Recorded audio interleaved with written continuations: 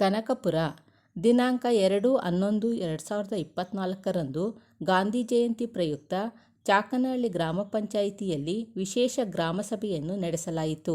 ಸಭೆಯಲ್ಲಿ ಪಿಡಿಒ ವಿನುತಾರವರು ಸ್ವಚ್ಛತಾ ಪ್ರತಿಜ್ಞೆಯನ್ನು ಬೋಧಿಸಿದರು. ಕರ್ನಾಟಕ ಸರ್ಕಾರ ಗ್ರಾಮೀಣಾಭಿವೃದ್ಧಿ ಮತ್ತು ಪಂಚಾಯತ್ ರಾಜ್ ಇಲಾಖೆ, ರಾಮನಗರ ಜಿಲ್ಲಾ ಪಂಚಾಯಿತಿ ಮತ್ತು ಕನಕಪುರ ತಾಲೂಕು ಪಂಚಾಯಿತಿ ವತಿಯಿಂದ ಸಭೆ ಆಯೋಜಿಸಲಾಗಿತ್ತು. ಸಭೆಯಲ್ಲಿ ಕಾರ್ಯದರ್ಶಿ ರಾಮಚಂದ್ರ, ಅಧ್ಯಕ್ಷರಾದ ರಶ್ಮಿ, ಉಪಾಧ್ಯಕ್ಷ ಗಂಗಾಧರ್ ಮತ್ತು ಸದಸ್ಯರುಗಳು ಸೇರಿದಂತೆ ಅಂಗನವಾಡಿ ಕಾರ್ಯಕರ್ತೆಯರು ಮತ್ತು ಊರಿನ ಮುಖಂಡರು ಸಭೆಯಲ್ಲಿ ಭಾಗವಹಿಸಿದ್ದರು. ಯಾವುದೋ ಮಾಹಿತಿ ಇರಲ್ಲ, ದಿಢೀರ್ ಆದೇಶಗಳು ಬರ್ತವೆ, ಆದೇಶಗಳನ್ನ ಪಾಲಿಸಬೇಕಾಗಿರೋದು ನಮ್ಮ ಕರ್ತವ್ಯ. ಹಾಗಾಗಿ ಈ ಸೋಮವಾರ ಮಂಗಳವಾರ 2 ದಿನದಲ್ಲಿ ನಾವು ಆಯೋಜನೆ ಮಾಡಿರುವಂಥ ಗ್ರಾಮ ಸಭೆ ಇದು. ಸೊ ಅದಕ್ಕೆ ಸಾಕಷ್ಟು ಸಂಖ್ಯೆಯಲ್ಲಿ ಆಗಮಿಸಿದ್ದೀರಿ. ಮೊದಲಿಗೆ ನಿಮಗೆ ಆಗಮಿಸಿರುವಂಥ ಎಲ್ಲ ಸಾರ್ವಜನಿಕರಿಗೂ ಮೊದಲನೇದಾಗಿ ಧನ್ಯವಾದಗಳನ್ನ ಅರ್ಪಿಸ್ತಾ ಇದ್ದೇನೆ. ಈ ಕಾರ್ಯಕ್ರಮವು ವಿಶೇಷ ಏನಂದ್ರೆ ಇವತ್ತು ಗಾಂಧಿ ಜಯಂತಿ ಹಾಗೂ ಮಾಜಿ ಪ್ರಧಾನಿ ಲಾಲ್ ಬಹದ್ದೂರ್ ಶಾಸ್ತ್ರಿ ಅವರ ಹುಟ್ಟಿದ ದಿನ. ಸೊ ಇಬ್ಬರು ಗಣ್ಯರ ಜನ್ಮ ದಿನಾಚರಣೆ ಇವತ್ತು ಆಗಿರೋದ್ರಿಂದ ಮೊದಲಿಗೆ ವೇದಿಕೆ ಮೇಲೆ ಆಸೀನರಾಗಿರುವಂಥ ಗಣ್ಯರಿಂದ ಪುಷ್ಪನಮನಗಳನ್ನು ಅರ್ಪಿಸೋದ್ರ ಮೂಲಕ ಮೊದಲಿಗೆ ದಿನಾಚರಣೆಯನ್ನು ಆಚರಣೆ ಮಾಡೋಣ.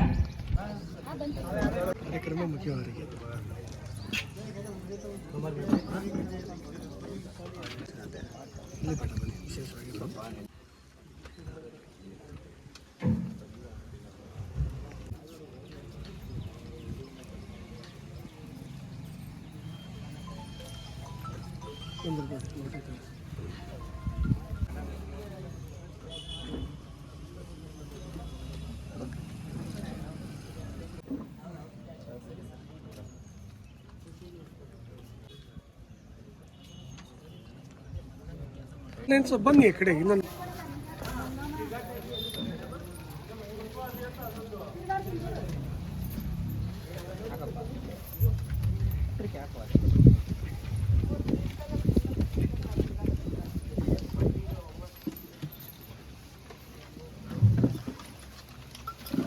ಆಯೋಜನೆಗೊಂಡಿರುವ 24-25ನೇ ಸಾಲಿನ ವಿಶೇಷ ಗ್ರಾಮ ಸಭೆಗೆ ನೋಡಲ್ ಅಧಿಕಾರಿಗಳಾಗಿ ನೇಮಕಗೊಂಡಿರುವಂಥ ನಮ್ಮ ತಾಲೂಕಿನ ಕ್ಷೇತ್ರ ಸಮನ್ವಯ ಅಧಿಕಾರಿಗಳಾದ ಮುರಳೀಧರ್. ಈ ಸಭೆಯ ಅಧ್ಯಕ್ಷತೆಯನ್ನ ನಮ್ಮ ಗ್ರಾಮ ಪಂಚಾಯತಿ ಅಧ್ಯಕ್ಷರಾದ ಲಕ್ಷ್ಮೀ ರಾಜರವರು ವಹಿಸಿಕೊಂಡು ವೇದಿಕೆ ಮೇಲೆ ಆಸೀನರಾಗಿರ್ತಾರೆ. ಅವರಿಗೂ ಕೂಡ ನಿಮ್ಮೆಲ್ಲರ ಪರವಾಗಿ ಪೂರ್ವಕ ಸ್ವಾಗತವನ್ನು ಕೊಡ್ತಾ ಇದ್ದೇವೆ. ಹಾಗೆ ನಮ್ಮ ಗ್ರಾಮ ಪಂಚಾಯತಿಯ ಉಪಾಧ್ಯಕ್ಷರಾದ ಗಂಗರಾಜರವರು ಕೂಡ ವೇದಿಕೆ ಮೇಲೆ ಆಸೀನರಾಗಿದ್ದಾರೆ. ಅವರಿಗೂ ಕೂಡ ಸ್ವಾಗತವನ್ನು ಕೊಡ್ತಾ ಇದ್ದೇವೆ. ಹಾಗೆ ನಮ್ಮ ಗ್ರಾಮ ಪಂಚಾಯಿತಿಯ ಚುನಾಯಿತ ಪ್ರತಿನಿಧಿಗಳಾದ ವೆಂಕಟೇಗೌಡರವರು ವೇದಿಕೆ ಮೇಲೆ ಇದ್ದಾರೆ. ಅವರಿಗೂ ಕೂಡ ಸ್ವಾಗತವನ್ನು ಕೊಡ್ತಾ ಇದ್ದೇವೆ. ಹಾಗೆ ತಿಮ್ಮೇಗೌಡರು ಜನಮಂಡಳಿ ಸದಸ್ಯರು ಅವರು ಕೂಡ ವೇದಿಕೆ ಮೇಲೆ ಇದ್ದಾರೆ. ಅವರಿಗೂ ಕೂಡ ಸ್ವಾಗತ. ಹಾಗೆ ಇತರೆ ಗ್ರಾಮದ ಎಲ್ಲ ಚುನಾಯಿತ ಪ್ರತಿನಿಧಿಗಳು ಕೆಂಪಯ್ಯ ಅವರು, ವೀರೇಂದ್ರ ಹೆಗಡೆ ಅವರು, ಚೇತನ್ ರವರು ಹಾಗೂ ಸ್ವಾಮಿ ಚಿಕ್ಕಮರಿಗೌಡರು ಇನ್ನಿತರೆ ಸದಸ್ಯರು ಕೂಡ ಗ್ರಾಮ ಸಭೆಗೆ ಆಗಮಿಸಿದ್ದೀರಿ. ನಿಮಗೂ ಕೂಡ ನಮ್ಮೆಲ್ಲರ ಪರವಾಗಿ ಇನ್ನಿತರೆ ಗೈರಾದ ಎಲ್ಲ ಸದಸ್ಯರಿಗೂ ಕೂಡ ಸಭೆಗೆ ಸ್ವಾಗತವನ್ನ ಕೊಡ್ತಾ ಇದ್ದೇವೆ. ಹಾಗೆ ವೇದಿಕೆ ಮೇಲೆ ನಮ್ಮ ಗ್ರಾಮ ಪಂಚಾಯತಿಯ ಕಾರ್ಯದರ್ಶಿಯವರಾದ ರಾಮ್ ಸುಂದರ್ ಸರ್ ಅವರು ಕೂಡ ಆಸೀನರಾಗಿದ್ದಾರೆ. ಅವರಿಗೂ ಕೂಡ ಸ್ವಾಗತವನ್ನು ಕೊಡ್ತಾ ಇದ್ದೇವೆ. ಹಾಗೆ ಈ ಸಭೆಗೆ ಆಗಮಿಸಿರುವಂತ ನಮ್ಮ ನರೇಗಾ ಯೋಜನೆಯ ತಾಂತ್ರಿಕ ಅಭಿಯಂತರರಾದ ಭರತ್ ಗೌಡರವರು ಕೂಡ ತಮ್ಮ ಇಲಾಖೆಯ ಯೋಜನೆಯ ಬಗ್ಗೆ ಮಾಹಿತಿಯನ್ನು ತಿಳಿಸಿಕೊಳ್ಳಲಿಕ್ಕೆ ಆಗಮಿಸಿದ್ದಾರೆ. ಅವರಿಗೂ ಕೂಡ ಸಭೆಗೆ ಸ್ವಾಗತವನ್ನು ಕೊಡ್ತಾ ಇದ್ದೇವೆ.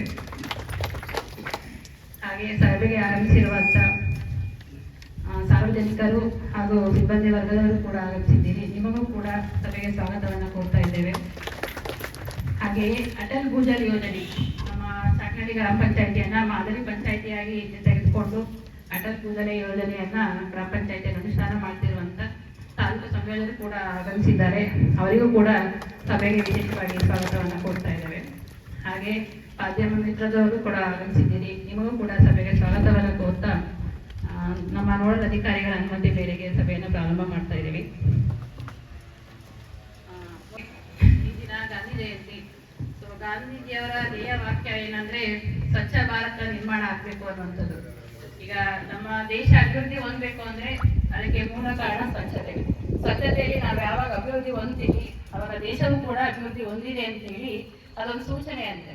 ಸೊ ಅವರು ಸ್ವತಂತ್ರ ಪೂರ್ವದಲ್ಲೇ ಕೂಡ ಸ್ವಚ್ಛ ಭಾರತ ನಿರ್ಮಾಣ, ಸ್ವಚ್ಛ ಮತ್ತು ಅಭಿವೃದ್ಧಿ ಭಾರತವನ್ನ ನಿರ್ಮಾಣ ಮಾಡಬೇಕು ಅಂತ ಹೇಳಿ ಧ್ಯೇಯ ಗುರಿಯನ್ನು ಇಟ್ಕೊಂಡಿದ್ರು.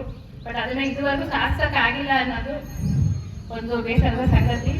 ಸೊ ಸರ್ಕಾರದ ಪ್ರತಿಯೊಂದು ಯೋಜನೆಗಳು ಕೂಡ ಆ ನಿಟ್ಟಿನಲ್ಲೇ ಕೂಡ ಯೋಜನೆಗಳು ರೂಪುಗೊಂಡಿರ್ತವೆ. ಸೊ ಏನಂದ್ರೆ ಈಗ ಸ್ವಚ್ಛ ಭಾರತ ನಿಮ್ಗೆ ಗೊತ್ತಿರೋದು, ಈಗ ಅಕ್ಟೋಬರ್ ಮಾಹೆಯಲ್ಲಿ ಕಳೆದ 1 ತಿಂಗಳಿಂದ ನಾವು ಪಂಚಾಯಿತಿಯಲ್ಲಿ ಸ್ವಚ್ಛತಾ ಈ ಸೇವಾ ಅನ್ನೋ ಕಾರ್ಯಕ್ರಮವನ್ನು ಹಮ್ಮಿಕೊಳ್ತಾ ಇದ್ದೀವಿ. ಸೊ ಏನಿದೆ ಕಾರ್ಯಕ್ರಮ ಅಂದ್ರೆ, ಪ್ರತಿ ಗ್ರಾಮಗಳಲ್ಲಿ ಎಲ್ಲೆಲ್ಲಿ ಸರ್ಕಾರಿ ಜಾಗಗಳಿರುತ್ತೆ, ಎಲ್ಲಿ ಬ್ಲಾಕ್ ಸ್ಪಾಟ್ ಅಂದ್ರೆ ಕಸ ಇರುವಂತ ಜಾಗಗಳಿರ್ತವೆ ಅಂಥವು, ಮತ್ತೆ ಕುಡಿಯೋ ನೀರು ಸ್ಥಾವರಗಳು. ಈಗ ನಾವು ಕಳೆದ 1 ವಾರದಿಂದ ಓವರ್ ಟ್ಯಾಂಕ್ಗಳನ್ನ ಕ್ಲೀನ್ ಮಾಡ್ತಾ ಇದೀವಿ. ಸೊ ನೀವು ಅಬ್ಸರ್ವ್ ಮಾಡಿರ್ಬೋದು, ನಮ್ಮ ನೀರು ಗಟ್ಟಿಗಳು ಪ್ರತಿ ಗ್ರಾಮಗಳಿಗೆ ಹೋಗಿ ಓವರ್ ಟ್ಯಾಂಕ್ಗಳು ನೀರಿನ ತೊಟ್ಟಿಗಳನ್ನ ಕ್ಲೀನ್ ಮಾಡ್ತಾ ಇದ್ದಾರೆ. ಅದು ಪ್ರತಿ ತಿಂಗಳು ಇರುತ್ತೆ, ಅಕ್ಟೋಬರ್ ತಿಂಗಳು ಅಂತ ಅಲ್ಲ, ಪ್ರತಿ ತಿಂಗಳು ಎಲ್ಲೆಲ್ಲಿ ಅಂತ ಬ್ಲಾಕ್ ಸ್ಪಾಟ್ಗಳಿರುತ್ತೆ ಅಂತನ್ನ ಗುರುತಿಸಿ ಅವನ್ನ ಸ್ವಚ್ಛ ಮಾಡುವಂತ ಕಾರ್ಯವನ್ನ ನಾವು ಆಲ್ರೆಡಿ ಶುರು ಮಾಡಿದೀವಿ. ಸೊ ಅದು ಅಕ್ಟೋಬರ್ ಮಾಹೆಯಲ್ಲಿ ಹೆಚ್ಚು ನಡಿಬಲ್ದು. ಯಾಕಂದ್ರೆ ಗಾಂಧೀಜಿಯವರ ಬೇರೆಯವ್ರನ್ನ ಅದು ತೀವ್ರತೆ ಹೆಚ್ಚಿರುತ್ತೆ, ಸ್ವಚ್ಛತೆ ಅನ್ನೋದು ತೀವ್ರತೆ ಹೆಚ್ಚಿರುತ್ತೆ. ಅದು ಅಕ್ಟೋಬರ್ ಮಾಹೆಯಲ್ಲಿ ಆಗುವಂಥದ್ದಲ್ಲ, ಅದು ಕನ್ಸಿಸ್ಟೆನ್ಸಿ ಇರಬೇಕು, ತ್ವರಿತವಾಗಿ ನಡೀತಾ ಇರಬೇಕು, ಯಾವುದೋ 1 ತಿಂಗಳಲ್ಲಿ ಮಾಡುವಂತ ಕಾರ್ಯ ಅಲ್ಲ. ಸೊ ಈ ಸ್ವಚ್ಛತೆಗೆ ಬರೀ ಗ್ರಾಮ ಪಂಚಾಯತಿ ಅಷ್ಟೇ ಕೆಲಸ ಅಲ್ಲ ಸ್ವಚ್ಛತೆ ಅನ್ನೋದು, ಅದಕ್ಕೆ ಸಾರ್ವಜನಿಕರು ಕೂಡ ಕೈ ಜೋಡಿಸ್ಬೇಕು.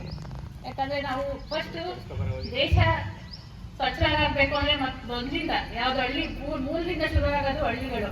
ಮೊದಲು ಮನೆ ಸ್ವಚ್ಛವಾಗಿರ್ಬೇಕು, ಆಮೇಲೆ ಹಳ್ಳಿಗಳು, ಆಮೇಲೆ ಗ್ರಾಮಗಳು, ತಾಲೂಕುಗಳು, ಜಿಲ್ಲೆಗಳು, ಆಮೇಲೆ ದೇಶ ಸ್ವಚ್ಛವಾಗಬೇಕು ಅಂದ್ರೆ ಮೂಲ ಮಟ್ಟದಿಂದ ನಾವು ಸ್ವಚ್ಛತೆಯನ್ನ ಕಾಪಾಡ್ಕೊಂಡು ಹೋದ್ರೆ ಇಡೀ ದೇಶ ಸ್ವಚ್ಛ ಆಗುತ್ತೆ. ಸೊ ಆ ನಿಟ್ಟಿನಲ್ಲಿ ಈ ದಿನ ನಾವು ವಿಶೇಷವಾಗಿ ಗ್ರಾಮ ಸಭೆ ಹಮ್ಮಿಕೊಂಡಿರೋದು ಕೂಡ ಆ ನಿಟ್ಟಿನಲ್ಲಿ. ಪಂಚಾಯಿತಿಗಳಲ್ಲಿ ಏನೆಲ್ಲ ಕುಂದುಕೊರತೆಗಳಿದೆ, ಏನೆಲ್ಲ ಕಾಮಗಾರಿಗಳು ಆಗ್ಬೇಕು ಅನ್ನೋದನ್ನ ಈ ದಿನ ಗ್ರಾಮ ಸಭೆಯಲ್ಲಿ ಕಾಮಗಾರಿಗಳನ್ನ ಆಯ್ಕೆ ಮಾಡಿಕೊಂಡು ಇಡೀ ವರ್ಷದಲ್ಲಿ ಆ ಕೆಲಸಗಳನ್ನ ಸರಿದೂಗಿಸ್ಕೊಂಡು ಹೋಗೋದಕ್ಕೆ ಏನೆಲ್ಲ ಕ್ರಿಯೋಜನೆ ಮಾಡ್ಕೊಳ್ಬೇಕು ಅದನ್ನ ನಾವು ಸಿದ್ಧಪಡಿಸ್ಕೊಳ್ಬೇಕಾಗುತ್ತೆ. ಅದಕ್ಕಾಗಿ ಈ ವಿಶೇಷ ಗ್ರಾಮ ಸಭೆ ತಗೊಂಡಿದ್ದೀವಿ. ಈ ಗ್ರಾಮ ಸಭೆಯಲ್ಲಿ ಕೂಡ ಯಾರೆಲ್ಲ ಆಗಮಿಸಿದ್ದೀರಾ, ಇದಾದ್ಮೇಲೆ ವಾರ್ಡ್ ಸಭೆಗಳನ್ನ ಮಾಡ್ತೀವಿ. ಇದೇ ಅಂತಿಮ ಅಲ್ಲ, ಯಾಕಂದ್ರೆ ಒಂದು ಗ್ರಾಮ ಸಭೆಯಲ್ಲಿ ಯಾವುದೋ ಒಂದು ಹಳ್ಳಿಯಲ್ಲಿ ಮಾಡ್ತೀವಿ. ಸೊ ಬೇರೆ ಗ್ರಾಮಗಳಿಂದ ಸಾರ್ವಜನಿಕರು ಬರೋದಕ್ಕಾಗೋದಿಲ್ಲ. ಸೊ ಹಾಗಾಗಿ ನೆಕ್ಸ್ಟ್ ಮುಂದಿನ ತಿಂಗಳುಗಳಲ್ಲಿ ಆಯಾಯ ವಾರ್ಡ್ಗೆ ಬಂದು, ಈಗ ಚಾಕ್ದಲ್ಲಿ ಇಲ್ಲಿ ಗ್ರಾಮ ಸಭೆ ಮಾಡಿದ್ದೀವಿ, ನೆಕ್ಸ್ಟ್ ಈ ಗೌಡಹಳ್ಳಿಯಲ್ಲಿ ಅಲ್ಲಿ ಒಂದು ವಾರ್ಡ್ ಸಭೆನ ಮಾಡ್ತೀವಿ. ಯಾಕಂದ್ರೆ ಅಲ್ಲಿ ಗ್ರಾಮಸ್ಥರು ಇಲ್ಲಿ ಬರ್ಲಿಕ್ಕೆ ಆಗಲ್ಲ. ಸೊ ಇಡೀ 22 ಹಳ್ಳಿಗಳಿಂದ ಎಲ್ಲರನ್ನೂ ಪ್ರತಿನಿಧಿಸುವಂತ ಜನ ಇಲ್ಲಿ ಇರೋದಿಲ್ಲ. ಸೊ ಹಾಗಾಗಿ ಸಮಗ್ರ ಕ್ರಿಯೋಜನೆ ಮಾಡ್ಲಿಕ್ಕೆ ಆಗಲ್ಲ. ಈಗ ಎಷ್ಟು ಜನ ಬಂದಿರ್ತೀರ, ನಿಮ್ಮಿಂದ ಒಂದಷ್ಟು ಕಾಮಗಾರಿಗಳು ನಮ್ಮಲ್ಲಿ ಆಯ್ಕೆ ಆಗ್ಬೋದು. ಸೊ ಆಯಾ ವಾರ್ಡ್ ಅಲ್ಲಿ ನಾವು ಡಿಟೇಲ್ ಆಗಿ ಅಕ್ಸೆಪ್ಟೆನ್ಸ್ ಮಾಡಬೇಕು ಅನ್ನೋ ಉದ್ದೇಶದಿಂದ ನೆಕ್ಸ್ಟ್ ಮುಂದಿನ ತಿಂಗಳಲ್ಲಿ ಆಯಾ ಗ್ರಾಮಕ್ಕೆ ಬಂದು ವಾರ್ಡ್ ಸಭೆಗಳನ್ನು ಆಯೋಜನೆ ಮಾಡ್ತೀವಿ. ಸೊ ಈ ದಿನ ನಾವು ಗಾಂಧಿ ಜಯಂತಿ ಪ್ರಯುಕ್ತವಾಗಿ ಸರ್ಕಾರದ ಆದೇಶದಂತೆ ಪ್ರತಿಯೊಬ್ಬರು ಕೂಡ ಸ್ವಚ್ಛತೆಯಲ್ಲಿ ಕೈ ಜೋಡಿಸ್ಬೇಕು ಅನ್ನೋ ಕಾರಣಕ್ಕೋಸ್ಕರ ಸೊ ನಿಮಗೆಲ್ಲ ಚೀಟಿಯನ್ನು ಕೊಟ್ಟಿದ್ದೀವಿ. ಇವತ್ತೊಂದು ದಿನ ಒಂದು ಪ್ರತಿಜ್ಞಾ ವಿಧಿಯನ್ನ ಎಲ್ಲರೂ ಕೂಡ ಹೇಳಬೇಕಾಗತ್ತೆ. ದಯವಿಟ್ಟು ಎಲ್ಲರೂ ಎದ್ದು ನಿಂತು ಕೈ ಮುಂದೆ ನೀಡಿ, ಓದುವಂಥವ್ರು ಅದನ್ನೇ ಪೇಪರ್ ಇಟ್ಕೊಂಡು ಓದಿ, ಜಾಸ್ತಿ ಲೆಂತ್ ಇರೋದ್ರಿಂದ ಬೇರೆಯವ್ರಿಗೆ ನಾವು ಹೇಳ್ಕೊಡ್ತೀವಿ. ದಯವಿಟ್ಟು ಎಲ್ಲರೂ ಎದ್ದು ನಿಂತ್ಕೊಂಡು ಕೈ ಮುಂದೆ ಮಾಡಿ ಪ್ರತಿಜ್ಞಾ ವಿಧಿಯನ್ನ ಸ್ವೀಕರಿಸಬೇಕು ಅಂತ ಹೇಳಿ ಕೇಳ್ಕೊಳ್ತೇವೆ.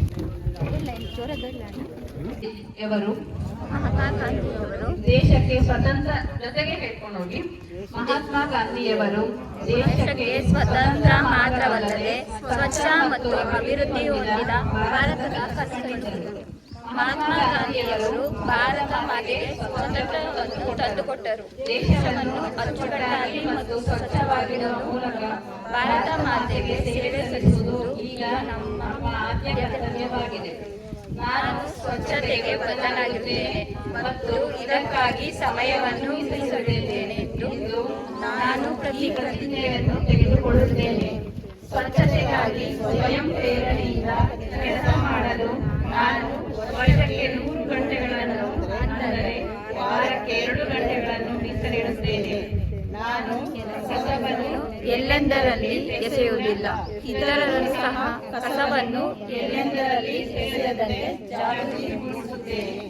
ನಾನು ನನ್ನ ಕುಟುಂಬ, ನನ್ನ ಪ್ರದೇಶ, ನನ್ನ ಗ್ರಾಮ ಮತ್ತು ನನ್ನ ಕೆಲಸದ ಸ್ಥಳದೊಂದಿಗೆ ಸ್ವಚ್ಛತೆಯ ಅನ್ವೇಷಣೆಯನ್ನು ಪ್ರಾರಂಭಿಸುತ್ತೇನೆ.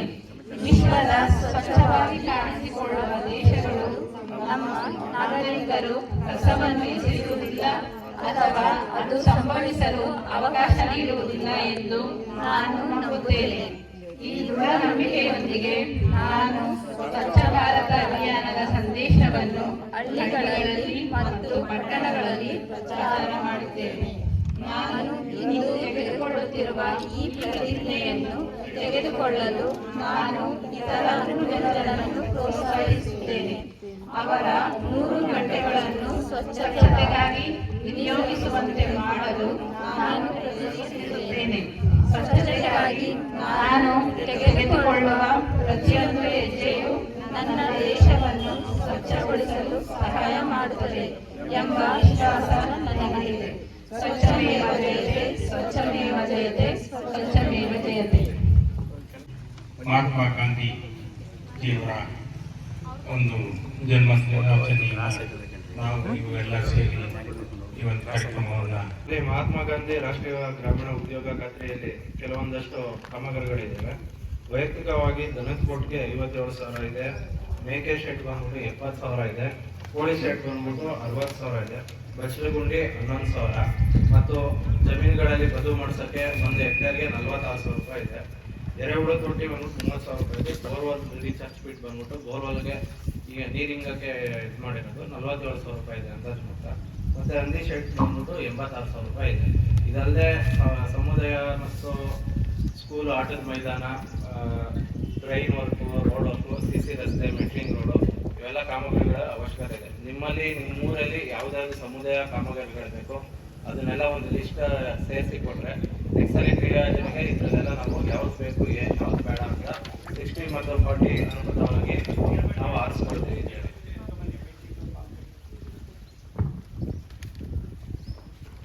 ಹೋರಾಟದಿಂದ ಅಹಿಂಸಾ ಚಳವಳಿ ಇರಬಹುದು ಅಥವಾ ಉಗ್ರ ಹೋರಾಟ, ಸುಭಾಷ್ ಚಂದ್ರ ಬೋಸ್ ಅವರ ಬಗ್ಗೆ ತಮಗೆ ಗೊತ್ತಿದೆ ಅಂತ ಅನ್ಕೊಳ್ತೀನಿ. ದೇಶದ ಸ್ವಾತಂತ್ರ್ಯಕ್ಕಾಗಿ ಅವರು ಅಹಿಂಸಾ ಮಾರ್ಗದಿಂದ ಹೋದ್ರೆ ನಮಗೆ ಸಿಗೋದಿಲ್ಲ.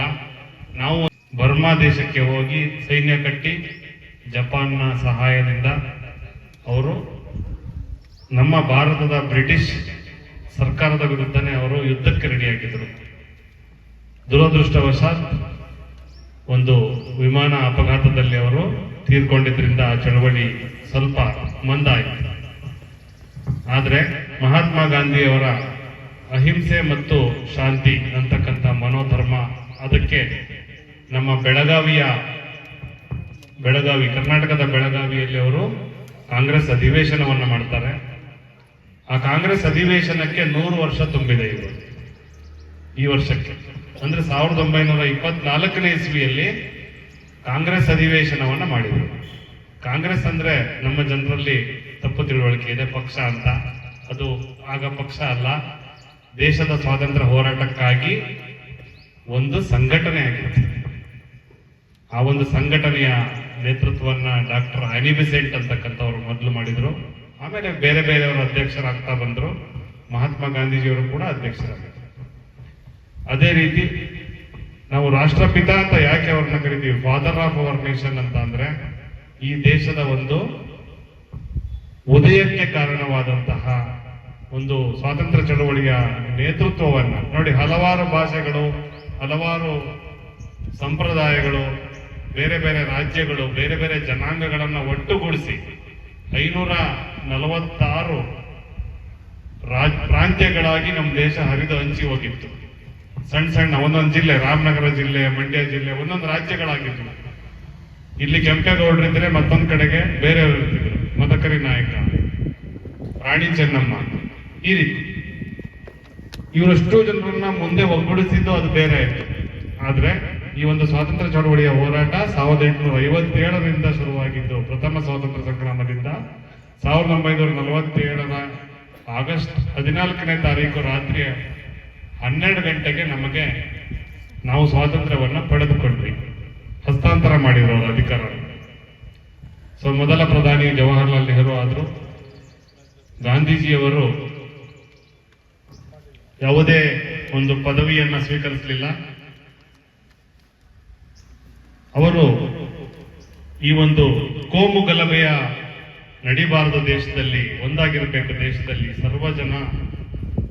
ಸರ್ವೇ ಜನೋ ಸುಖಿನೋ ಭವಂತು ಅಂತ, ಸರ್ವಧರ್ಮ ಸಮನ್ವಯ, ಎಲ್ಲಾ ಧರ್ಮದವರು ಕೂಡ ಈ ಒಂದು ದೇಶದಲ್ಲಿ ಒಗ್ಗಟ್ಟಿನಿಂದ ಬಾಳ್ಬೇಕು, ದೇಶದ ಅಭಿವೃದ್ಧಿಯಲ್ಲಿ ತಮ್ಮ ಪಾಲನ್ನು ನೀಡಬೇಕು ಅನ್ನೋ ಒಂದು ಉದ್ದೇಶದಿಂದ ಅವರು ಬದುಕಿದರು. ನಂತರ ಲಾಲ್ ಬಹದ್ದೂರ್ ಶಾಸ್ತ್ರೀಜಿಯವರ ಒಂದು ನೆನಪು ಮಾಡ್ಕೊಳ್ಳೋಕೆ ಹೋದ್ರೆ ಪ್ರಾಮಾಣಿಕತೆಗೆ ಮತ್ತೊಂದು ಹೆಸರೇ ಲಾಲ್ ಬಹದ್ದೂರ್ ಶಾಸ್ತ್ರೀಜಿ. ಅಂತ ಅನೇಕ ಮಹನೀಯರನ್ನ ನಾವು ನೋಡ್ತೀವಿ. ಅವರು ನಮ್ಗೆಲ್ಲರಿಗೂ ದಾರಿದೀಪವಾಗಿದ್ದಾರೆ. ಇಬ್ಬರು ಒಂದೇ ದಿನ, ಬೇರೆ ಬೇರೆ ವರ್ಷಗಳಲ್ಲಿ ಹುಟ್ಟಿದ್ದಾರೆ, ಆದ್ರೆ ಇಬ್ಬರಿಗೂ 20 ವರ್ಷ ವ್ಯತ್ಯಾಸ, ಆದ್ರೆ ಒಂದೇ ದಿನ ಅಕ್ಟೋಬರ್ 2. ಇದನ್ನ ನಾವು ಮನಗಂಡು, ಮತ್ತೆ ಇವ್ರದ್ದು ಮಹಾತ್ಮ ಗಾಂಧಿ ಅವ್ರದ್ದು ಸ್ವಚ್ಛ ಭಾರತ ಅಭಿಯಾನ ಅಂತ, ಅಂದ್ರೆ ಸ್ವಚ್ಛತೆ ಅನ್ನೋದು ನಮ್ಮಿಂದ ಪ್ರಾರಂಭ ಆಗಬೇಕು. ನಮ್ಮಿಂದ ಅಂದ್ರೆ ನನ್ನಿಂದ. ಮನೆಯಲ್ಲೇ ತಾಯಿ ತಂದೆ ಸ್ವಚ್ಛತೆ, ತಾವು ಸ್ವಚ್ಛವಾಗಿದ್ರೆ ಮಕ್ಕಳು ಕೂಡ ಸ್ವಚ್ಛವಾಗಿರ್ತಾರೆ. ನಂದು ವೈಯಕ್ತಿಕವಾಗಿ ಹೇಳ್ತೀನಿ, ನನಗೆ ನೆನಪು ಬಂದಾಗಿಂದ ನಮ್ಮ ತಾಯಿ ತಂದೆ ಏನು ಅಂದ್ರೆ, ಸ್ನಾನ ಮಾಡೋದು ಒಂದ್ ಸ್ವಲ್ಪ ಹೊತ್ತು ಲೇಟ್ ಆದ್ರೂ ಎದ್ದ ತಕ್ಷಣ ಹಲ್ಲುಜ್ಜಿ ಮುಖ ತೊಳಿಬೇಕು, ಕೈಕಾಲು ಮುಖ ತೊಳಿಬೇಕು. ಅದನ್ನ ಇವತ್ತಿಗೂ ರೂಢಿ ಮಾಡ್ಕೊಂಡಿದೀವಿ. 53 ವರ್ಷ ನಮಗೀಗ. ಅಂದ್ರೆ ತಂದೆ ತಾಯಿ ಹಾಕಿಕೊಟ್ಟ ಸಂಸ್ಕಾರ ಏನಾಗುತ್ತೆ ಅಂದ್ರೆ ಅದು ಆ ಮಕ್ಕಳಲ್ಲಿ ಬೆಳೀತಾ ಹೋಗುತ್ತೆ. ತಂದೆ ತಾಯಿ ಕೂತ್ಕೊಂಡು ಓದಿದ್ರೆ ಏನಾದ್ರು, ನೀವು ಓದಕ್ ಬರುತ್ತೆ ಬಿಡುತ್ತೆ ಬೇಡ, ಮಗನ್ ಪಕ್ಕ ಕುತ್ಕೊಂಡು, ಮಗಳ ಪಕ್ಕ ಕುತ್ಕೊಂಡು ಪುಸ್ತಕ ಎಲ್ಲಪ್ಪ ಓದ್ತಾ ಇದೆಯಾ ಅಂತ ನೀವು ಕುತ್ಕೊಂಡ್ರೆ ಒಂದು ಸಪೋರ್ಟ್ ಆಗತ್ತ ಮಗುಗೆ. ದಯವಿಟ್ಟು ತಪ್ಪು ತಿಳ್ಕೊಬೇಡಿ. ಓದಕ್ ನಿಮಗೆ ಬರದೇ ಇದ್ರೂ ಪರವಾಗಿಲ್ಲ, ಮಕ್ಕಳ ಪಕ್ಕ ಕುತ್ಕೊಂಡು ಟಿವಿನ ಆನ್ ಮಾಡ್ಕೊಂಡು ನೀವು ನೋಡ್ತಾ ಇದ್ರೆ ಅವರು ಬಂದ್ಬಿಡ್ತಾರೆ. ಸೊ ಮಕ್ಕಳು ಮನೇಲಿ ಇಲ್ಲದೆ ಇದ್ದಾಗ ನೀವು ಟಿವಿ ನೋಡಿ. ದಯವಿಟ್ಟು ಮಕ್ಕಳು ಓದ್ಬೇಕಾದ್ರೆ ಟಿವಿನ ಆಫ್ ಮಾಡಿ ಅಂತ ನಿಮ್ಮಲ್ಲಿ ನಾನು ಸವಿನಯದಿಂದ ನಾನು ನಿಮ್ಮಲ್ಲಿ ಮನವಿ ಮಾಡ್ಕೊಳ್ತೀನಿ, ತಾಯಂದಿರಲ್ಲಿ. ಹಾಗೇನೆ ನೋಡಿ, ಒಂದು ಪ್ರಾಮಾಣಿಕತೆ ಅಂತಕ್ಕಂಥದ್ದು ನಮಗೆ ತುಂಬಾ ಮುಖ್ಯ ಆಗುತ್ತೆ. ಈಗ ಒಂದು ಗ್ರಾಮ ಅಥವಾ ಒಂದು ಊರು ಅಂದ್ರೆ ಎಲ್ಲ ಸರ್ಕಾರಿ ಆಸ್ತಿಗಳೇ, ಸರ್ಕಾರಿ ಶಾಲೆ ಇರ್ಬೋದು, ಸರ್ಕಾರಿ ಆಸ್ಪತ್ರೆ, ಲೈಟ್ ಕಂಬಗಳು, ಚರಂಡಿಗಳು, ರಸ್ತೆಗಳು. ಸೊ ನಾವು ಅವುಗಳೆಲ್ಲ ನಮ್ಮ ಆಸ್ತಿನೇ. ಯಾಕೆ ಹೇಳಿ? ನಮ್ಮ ಕಂದಾಯದಿಂದನೇ ಅವನ್ ಮಾಡೋದು. ಸ್ವಚ್ಛತೆ ಅನ್ನೋದನ್ನ ನಾವು ಕಾಪಾಡ್ಕೊಂಡ್ರೆ ನಮ್ಮ ಮೋರಿಗಳಲ್ಲಿ ನೀರು ನಿಲ್ಲೋದಿಲ್ಲ.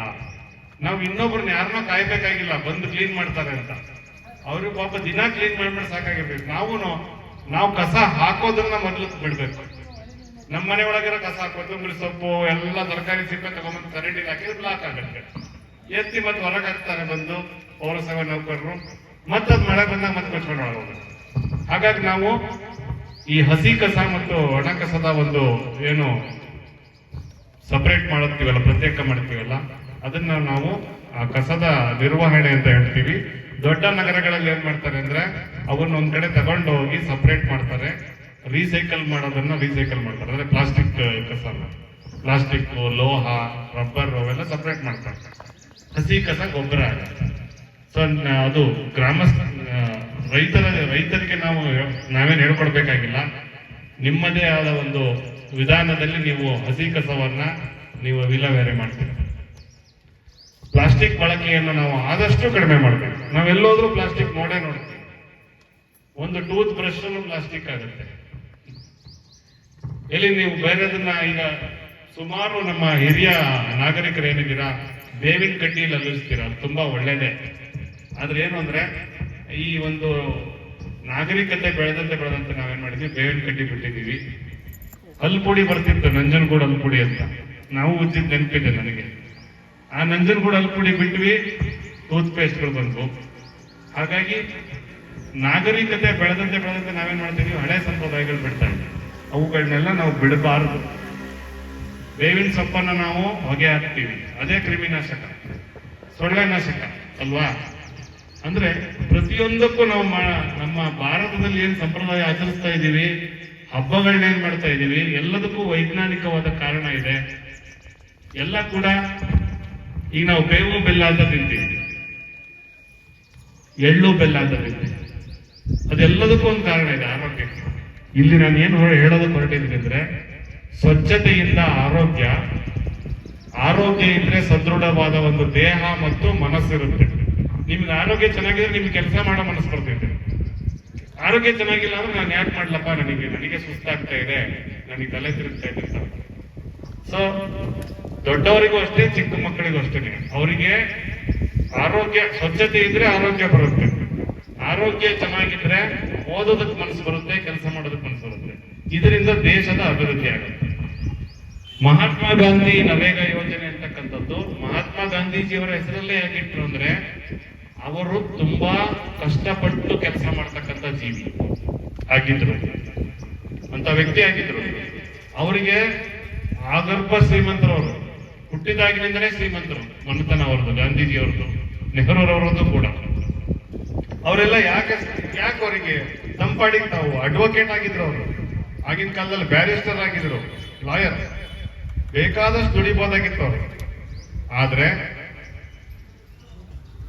ವಸ್ತ್ರಗಳನ್ನು ಕೂಡ ನೀವು ನೋಡ್ತೀರಾ ಗಾಂಧೀಜಿಯವರ ಫೋಟೋದಲ್ಲಿ ಶರ್ಟ್ ಹಾಕೊಂಡ್ರೆ ನಾವು ನೋಡಲ್ಲ ಈ ನಮ್ಮ ಫೋಟೋಗಳಲ್ಲಿ. ಅವರು ಕೂಡ ಕೋಟ್ ಹಾಕೊಳ್ತಿದ್ರು, ಸೂಟ್ ಹಾಕೊಳ್ತಿದ್ರು. ಫಸ್ಟ್ ಕ್ಲಾಸ್ ಬೋಗಿಯಲ್ಲಿ ನೀನು ಹೋಗಂಗಿಲ್ಲ, ನೀನ್ ಕರಿಯ ಅಂತ ಹೇಳಿ ಹೊರಗೆ ತಳ್ತಾರೆ. ಗಾಂಧಿ ಅಂತ ಒಂದು ಸಿನಿಮಾ ಬಂತು 86ನೇ ಇಸ್ವಿಯಲ್ಲಿ, ನಾನು ನೋಡಿದ್ದೀನಿ, ನಾನು 10ನೇ ಕ್ಲಾಸ್ ಇದ್ದಾಗ. ಗಾಂಧಿ ಅಂತ ಬ್ರಿಟಿಷರೇ ಸಿನಿಮಾ ತೆಗೆದಿದ್ದದನ್ನ. ಬ್ರಿಟಿಷರೇ ಈ ಗಾಂಧೀಜಿಯವರ ಹೋರಾಟದ ಬಗ್ಗೆ ಒಂದು ಸಿನಿಮಾ ತೆಗೆದ್ರು, 3.5 ಗಂಟೆ ಸಿನಿಮಾ. ಅದ್ರಲ್ಲಿ ತೋರಿಸ್ತಾರ ಅದನ್ನೆಲ್ಲ. ಗಾಂಧೀಜಿಯವರನ್ನ ರೈಲಿಂದ ಹೊರಗೆ ತರ್ತಾರಲ್ಲಿ, ನೀನ್ 3ನೇ ದರ್ಜೆ ಬೋಗಿಯಲ್ಲಿ ಹೋಗ್ಬೇಕು, 3rd ಕ್ಲಾಸ್ ಬೋಗಿಯಲ್ಲಿ. ನೀನ್ ಇಲ್ಲಿ ನಾವು ಬ್ರಿಟಿಷರು ಮಾತ್ರ, ಬಿಳಿಯರು ಮಾತ್ರ ನಾವು ಪ್ರಯಾಣ ಮಾಡೋದಕ್ಕೆ ಇಲ್ಲಿ ಅವಕಾಶ ಇರೋದು, ನಿನಗಲ್ಲ ಅಂತ ಹೊರಗೆ ತಂದಾಗ ಅವ್ರಿಗೆ ಅವಾಗ ಏನಾಗತ್ತೆ, ಈ ಅವಮಾನ ನಮ್ಮ ದೇಶದಲ್ಲಿ ಪ್ರತಿಯೊಬ್ಬರಿಗೂ ಮಾಡ್ತಾ ಇದ್ದಾರೆ, ಗುಲಾಮರನ್ನಾಗಿ ಮಾಡ್ಕೊಂಡಿದ್ದಾರೆ. ಈಸ್ಟ್ ಇಂಡಿಯಾ ಕಂಪನಿ ವ್ಯಾಪಾರ ಮಾಡ್ತೀವಿ ಅಂತ ಬಂದವರು, ಇಷ್ಟು ಜಾಗ ಕೊಡಿ ಅಂತ ಬಂದವರು ಜಾಗ ವಿಸ್ತಾರ ಮಾಡ್ಕೊಂತ ಹೋಗಿ ರಾಜ್ಯಗಳ ನಡುವೆ, ರಾಜರ ನಡುವೆ ಯುದ್ಧಗಳನ್ನ ಮಾಡಿಸಿ ಎಲ್ಲ ಕಬಳಿಕೆ ಮಾಡ್ಕೊಂತ ಬಂದರು. ಅವ್ರ ಜೊತೆ ಪೋರ್ಚುಗೀಸರು, ಫ್ರೆಂಚರು, ಡಚ್ಚರು ಎಲ್ಲ ಕೂಡ ಇಡೀ ದೇಶವನ್ನು ಆಕ್ರಮಣ ಮಾಡ್ಕೊಂಡ್ರು. ಇದನ್ನ ಮನಗಂಡು ತಮ್ಮ ಆ ಒಂದು ಬ್ಯಾರಿಸ್ಟರ್ ಏನು ಲಾಯರ್ ಏನು ವೃತ್ತಿ ಇರುತ್ತೆ ಅದನ್ನ ಅವರು ಬಿಟ್ಟಾಕಿ ಎಲ್ಲ ಒಂದುಗೂಡಿಸ್ತಾ ಬಂದು ಸ್ವಾತಂತ್ರ್ಯವನ್ನು ತಂದುಕೊಟ್ರು. ಇನ್ನು ಲಾಲ್ ಬಹದ್ದೂರ್ ಶಾಸ್ತ್ರೀಜಿಯವರ ಬಗ್ಗೆ ಪ್ರಾಮಾಣಿಕತೆ, ತುಂಬಾ ಪ್ರಾಮಾಣಿಕ ವ್ಯಕ್ತಿ. ಬಟ್ ದುರದೃಷ್ಟವಶಾತ್ ಏನಾಗುತ್ತೆ, ಅವರಿಗೆ ಒಂದು ಪಾಕಿಸ್ತಾನದ ಜೊತೆ ಯುದ್ಧ ಆದಾಗ ತಾಷ್ಕೆಂಟ್ ಒಪ್ಪಂದ ಅಂತ ಇದಕ್ಕೆ ಹೋಗಿರ್ತಾರೆ ರಷ್ಯಾಕ್ಕೆ, ಅಲ್ಲಿ ನಿಗೂಢ ರೀತಿಯಲ್ಲಿ ಸಾವನ್ನಪ್ತಾರೆ. ಅದು ಹೃದಯಾಘಾತ ಅಂತ ಆಗ ಹೇಳ್ತಾರಷ್ಟೇ, ಬಟ್ ಅದ್ರ ಬಗ್ಗೆ ಇನ್ನೂ ಕೂಡ ಮಾಹಿತಿ ಸಂಪೂರ್ಣ ಲಭ್ಯ ಇಲ್ಲ. ನಿಗೂಢವಾದ ಒಂದು ಸಾವನ್ನ ಅಪ್ತಾರವರು. ಇವರಿಬ್ರು ಕೂಡ ನಮಗೆ ತುಂಬಾ ಆದರ್ಶವಾಗಿದ್ದಾರೆ. ಈ ಒಂದು ಆದರ್ಶಗಳನ್ನ ನಾವು ಪಾಲನೆ ಮಾಡ್ತಾ ಹೋದ್ರೆ, ಏನು ನರೇಗಾ ಯೋಜನೆಯಲ್ಲಿ ಸರ್ಕಾರ ಏನು ಅನೇಕ ಸವಲತ್ತುಗಳನ್ನು ನೀಡಿದೆ, ಅದು ಗ್ರಾಮದ ಪ್ರತಿಯೊಬ್ಬ ವ್ಯಕ್ತಿಗೂ ತಲುಪಬೇಕು, ಗ್ರಾಮದ ಅಭಿವೃದ್ಧಿ ಆಗಬೇಕು ಅಂತಕ್ಕಂಥದ್ದು ಸರ್ಕಾರದ ಒಂದು ಗುರಿಯಾಗಿದೆ. ಅದನ್ನ ಜನಪ್ರತಿನಿಧಿಗಳ ಮೂಲಕ ಮತ್ತು ನಮ್ಮ ಸರ್ಕಾರಿ ಅಧಿಕಾರಿಗಳೇನಿದ್ದಾರೆ, PDOರವರು ಎಲ್ಲರೂ ಆ ಒಂದು ಸಿಬ್ಬಂದಿ ಎಲ್ಲರ ಮೂಲಕ ಜನರಿಗೆ ತಲುಪಬೇಕು ಅನ್ನೋದು ಸರ್ಕಾರದ ಆಶಯವಾಗಿದೆ. ಅದನ್ನ ಆ ಗುರಿ ಈಡೇರಬೇಕು ಅಂದ್ರೆ ತಮ್ಮೆಲ್ಲರ ಸಹಕಾರ ಬೇಕು. ತಾವು ಪ್ರಶ್ನಿಸುವ ಧೈರ್ಯ ಮಾಡಬೇಕು. ಏನ್ ಬಂದಿಲ್ಲ ಸವಲತ್ತು ನನಗೆ ಕೊಡಿ ಅಂತ ಕೇಳಬೇಕು. ಆದ್ರೆ ಕರ್ತವ್ಯ ಮಾಡಲ್ಲ. ಹಾಗಾಗಿ ನಮಗೆ ಕರ್ತವ್ಯ, ನಾವು ಡ್ಯೂಟಿ ಮಾಡಿದ್ರೆ ಮಾತ್ರ ನಮಗೆ ಹಕ್ಕು ಬರುತ್ತೆ. ನಾವು ಡ್ಯೂಟಿನೇ ಮಾಡಿಲ್ಲ ಅಂದ್ರೆ ಹಕ್ಕು ಬರೋದಿಲ್ಲ ಅಂತ ಹೇಳ್ತಾ ಇಷ್ಟು ಮಾತಾಡೋದಕ್ಕೆ ಅವಕಾಶ ಮಾಡಿಕೊಟ್ಟ ವೇದಿಕೆ ಮೇಲೆ ಇರ್ತಕ್ಕಂಥ ಎಲ್ಲರಿಗೂ, ತಮ್ಗೆಲ್ಲರಿಗೂ ವಂದಿಸ್ತಾ ಮಾತುಗಳನ್ನು ಮುಗಿಸ್ತೇನೆ. ಜೈ